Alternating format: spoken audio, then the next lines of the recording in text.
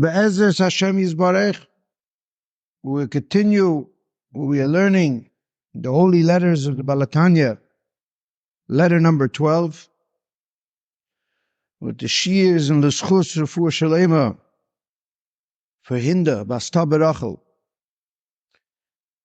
We are learning letter number 12, that the act of charity brings peace in the world, and the inner dimension, the obsession with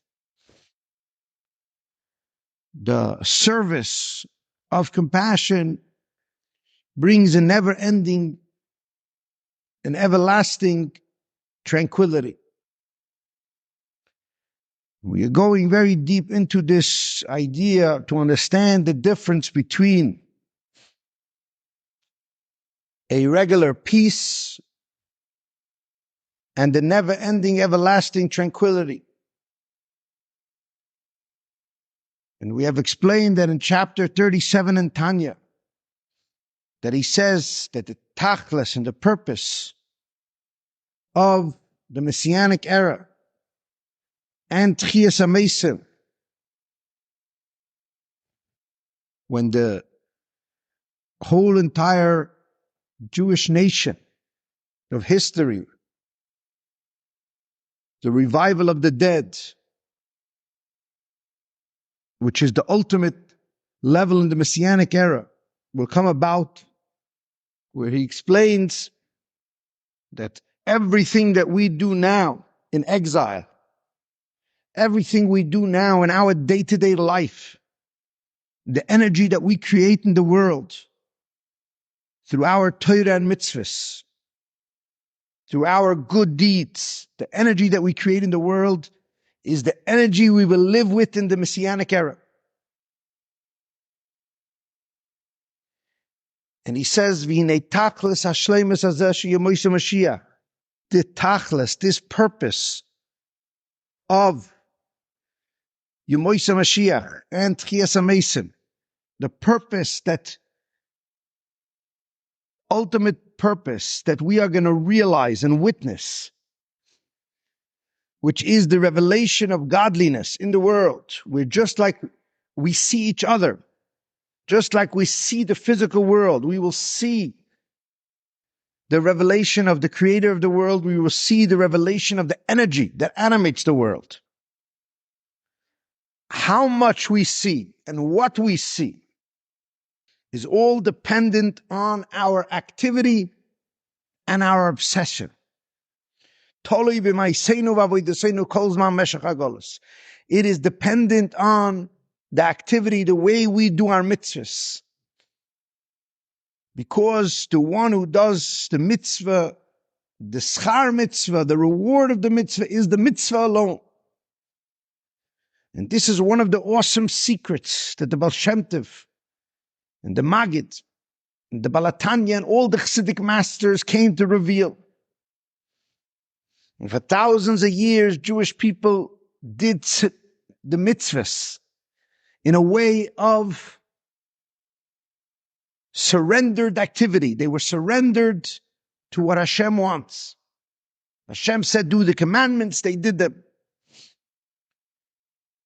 But the Chassidic masters, as the beginning of the Messianic era, have shared to us the insight, the depth, the secret mysteries, and the secret revelations of the purpose of these mitzvahs. What are we accomplishing in this world? Physically, spiritually. What are we able to witness with these mitzvahs?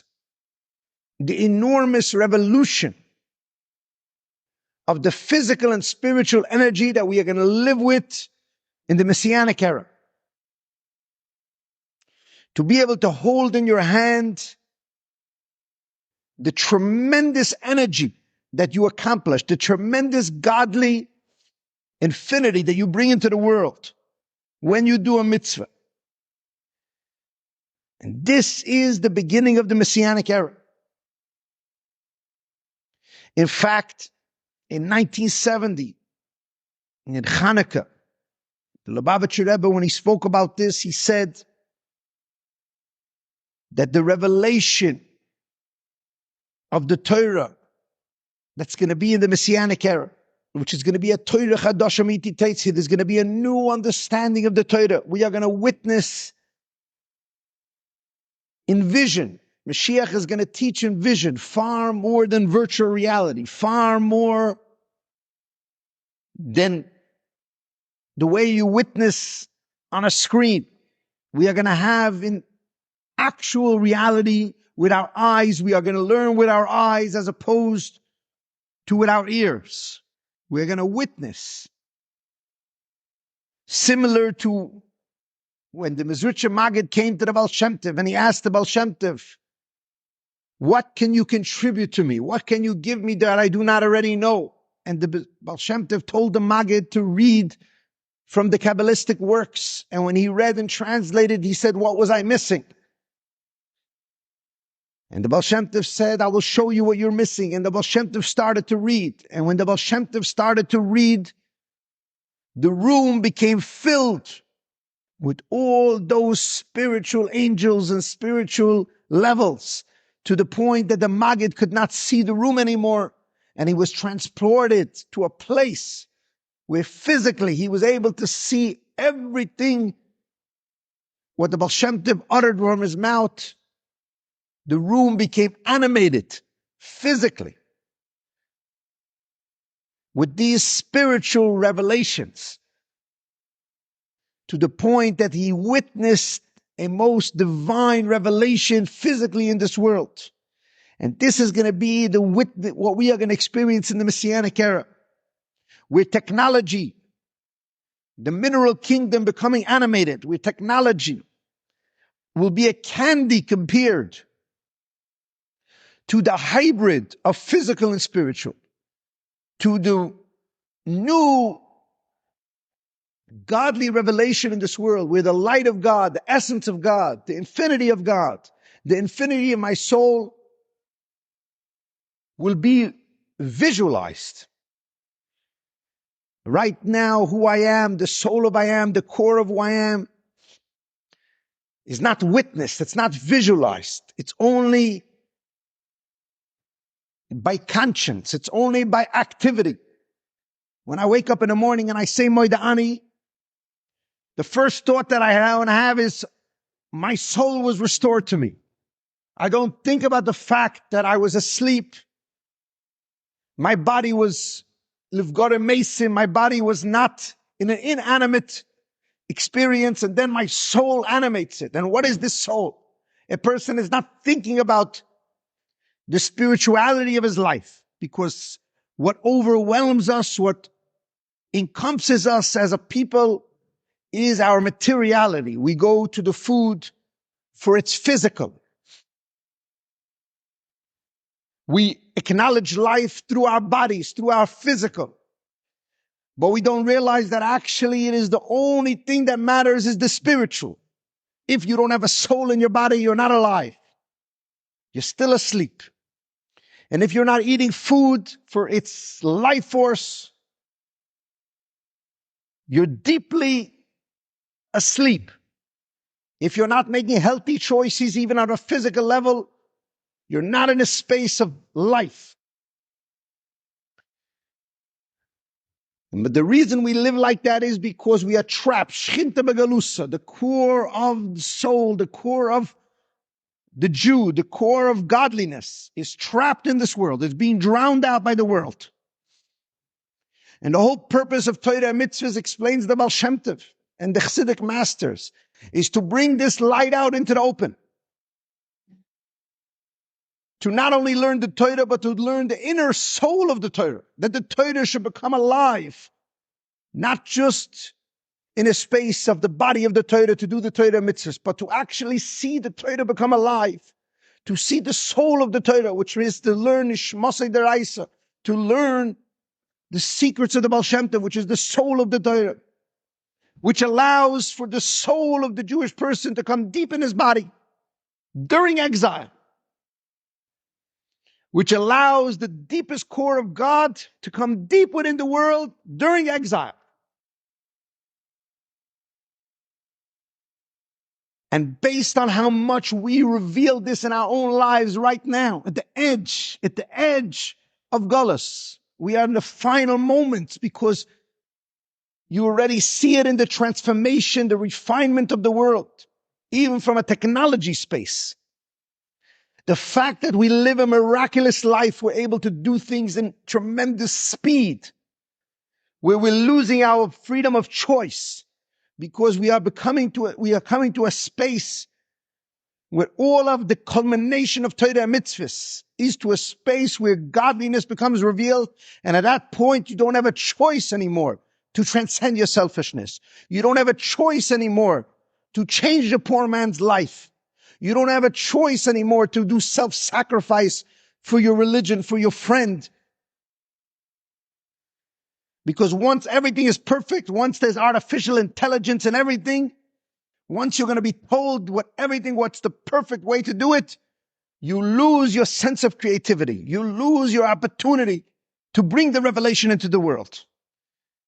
And this itself is a gift of the holy Hasidic masters to teach us that it's toli b'maiseinu v'avodeseinu kol zman mashech hagolos.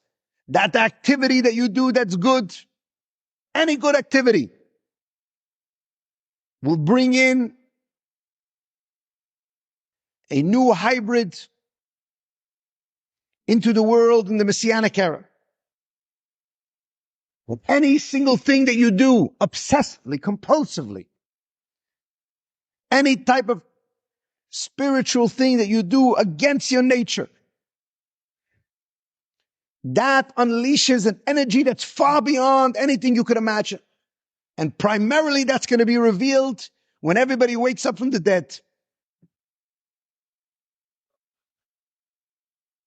But explains the Lubavitcher Rebbe that if you tap into this now, to tap into that energy of Avodah Seinu now, the obsessive energy now, the ultimate revelation will be in Tchias HaMesim. But to tap into that revelation now is to understand the essence of the Jewish nation.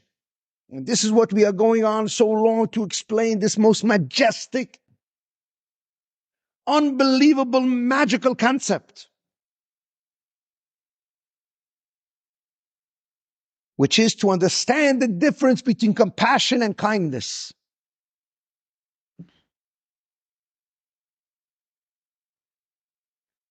The whole entire Jewish nation is built on Avraham, Yitzchak, and Yakov. Avraham was kindness, as we explained. Yitzchak was feeling. He was sensitivity. He was rejection. He was the beginning of the feminine element, where he rejected everything. He was quality as opposed to quantity. He was fire as opposed to water. He was feeling as opposed to love.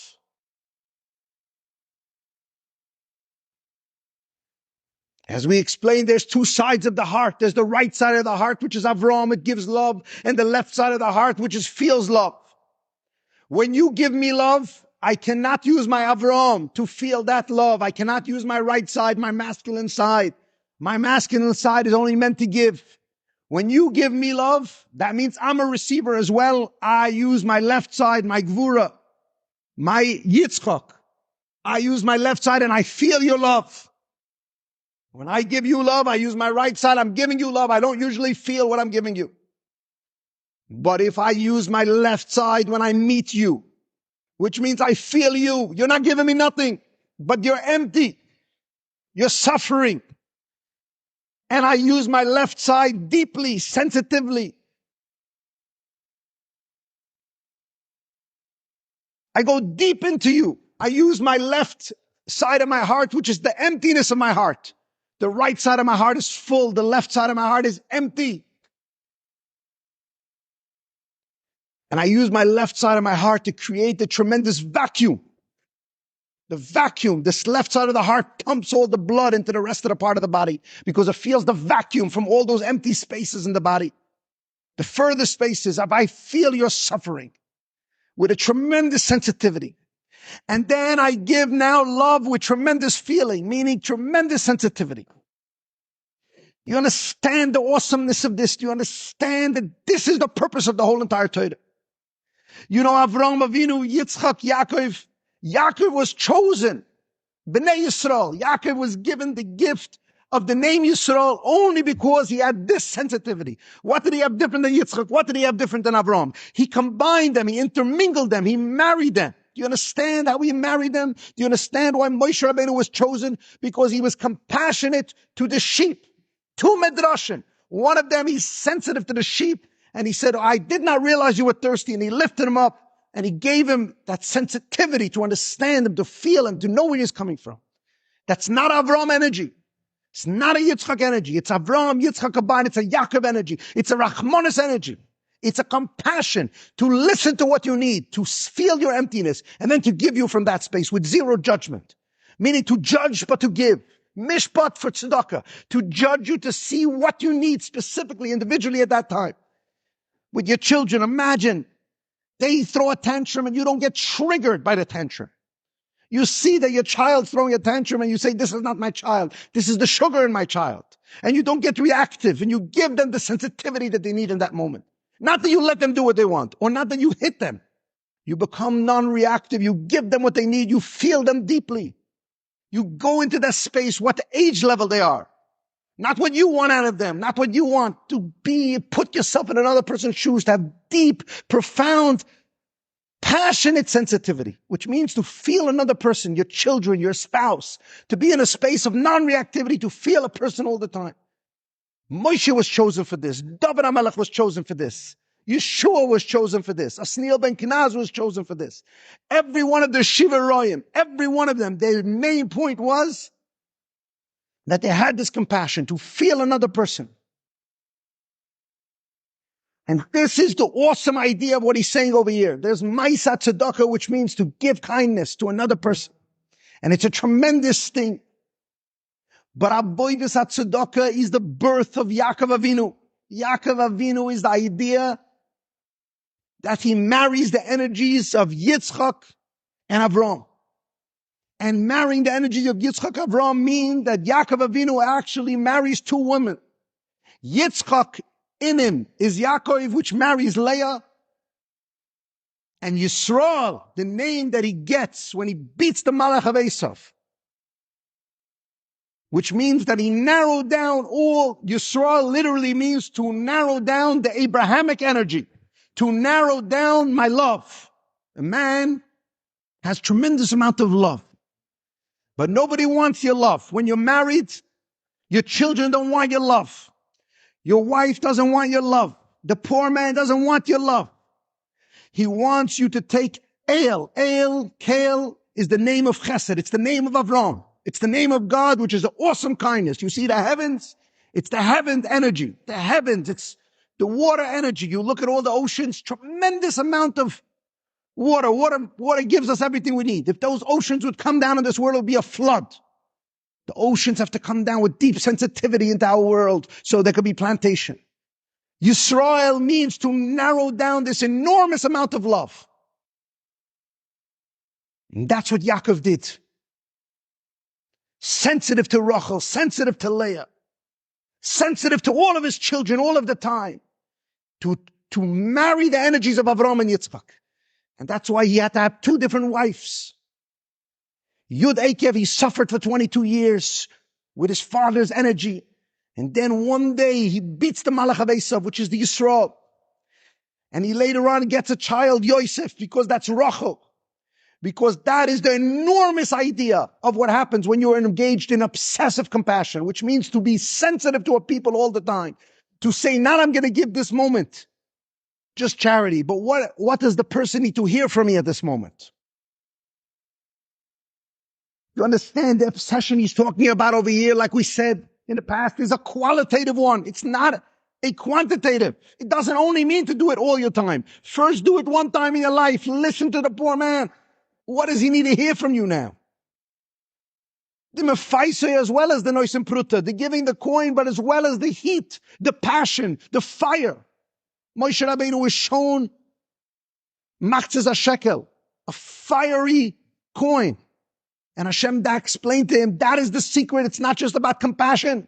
It's not just about giving the kindness. It's about giving sensitively and eliminating boundaries.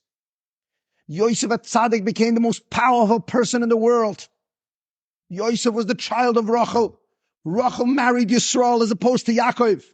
Yakov had this tremendous compassion. And compassion means to limit all the kindness that you have and to give it with tremendous sensitivity. Tremendous quality as opposed to quantity. Oh, you think it's about giving $1 million?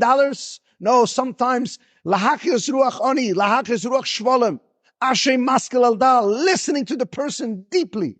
Like Shlomo HaMelech, who was chosen because he asked for an understanding heart. And David HaMelech was chosen because he was sensitive to the different animals. To listen is an enormous form of giving. And because Yaakov Avinu had the listening ability when he gave kindness, Hashem gave him Rachel and Hashem gave him Yosef. You know who Yosef was? He was able to give to the whole entire world food when there was a hunger.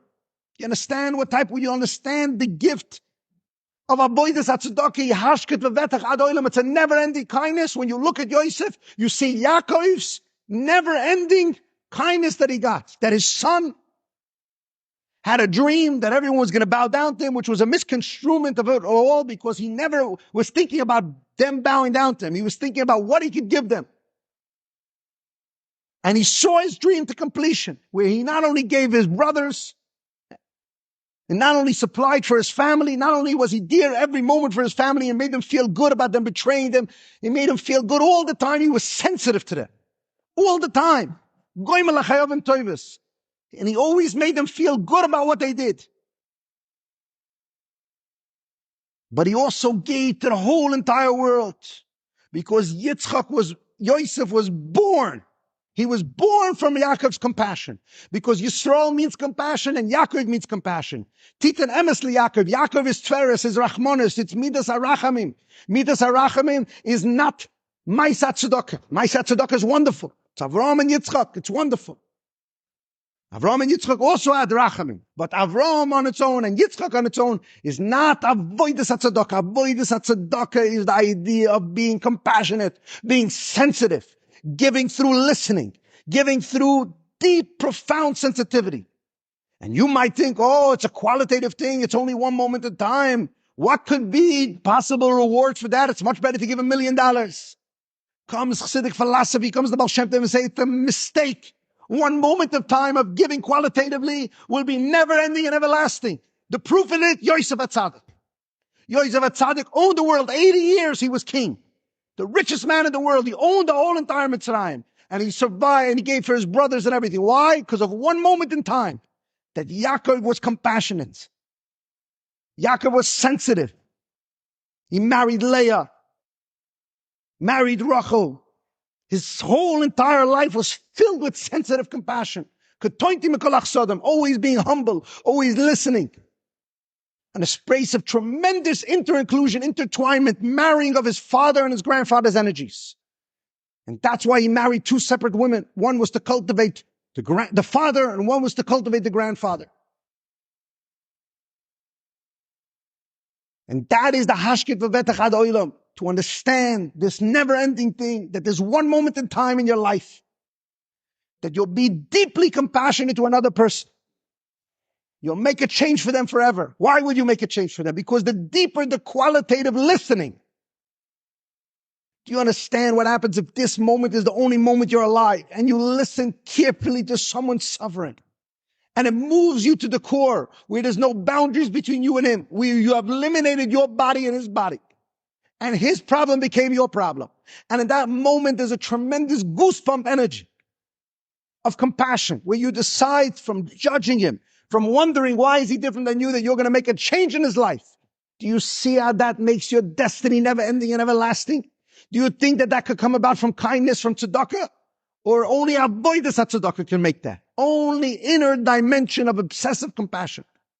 Only a situation where you're so deeply judging the other person, measuring them, listening to them. Not starting with your right side of your heart, you're giving love. But you're starting with your left side of your heart. Let me feel you. And then to suffer with the person.